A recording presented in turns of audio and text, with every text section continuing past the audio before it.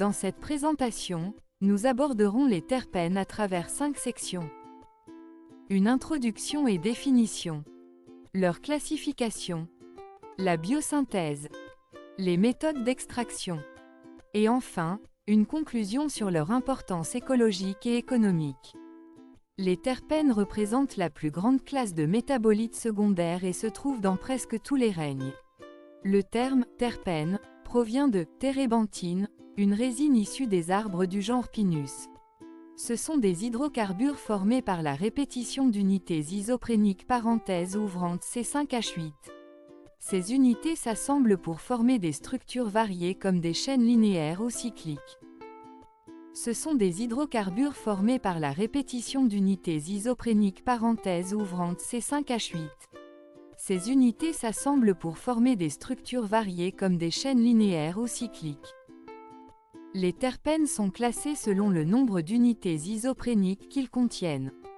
Donc selon le nombre d'unités isopréniques vous avez les monoterpènes, C10, constitués de 2 unités isopréniques, exemple, limonène, menthol.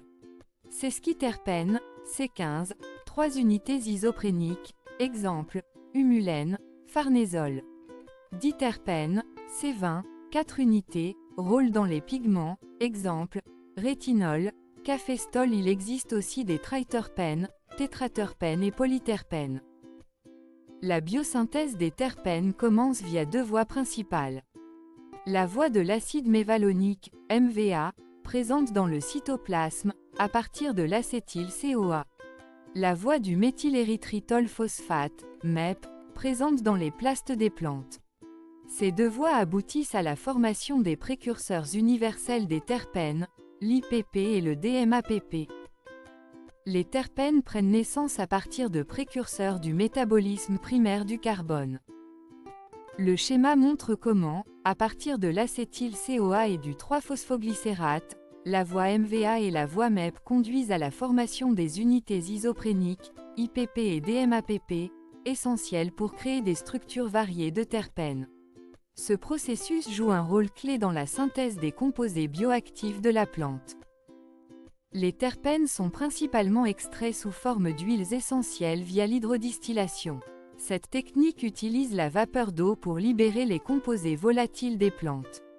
Les huiles essentielles sont ensuite séparées par décantation et utilisées dans des industries telles que les parfums, les arômes alimentaires et les biopesticides. En conclusion, les terpènes jouent des rôles écologiques, biologiques et économiques essentiels. Ils sont utilisés dans une grande variété d'industries et leur étude continue d'ouvrir de nouvelles perspectives dans les sciences et l'industrie. Pour plus d'informations, contactez-nous. Merci.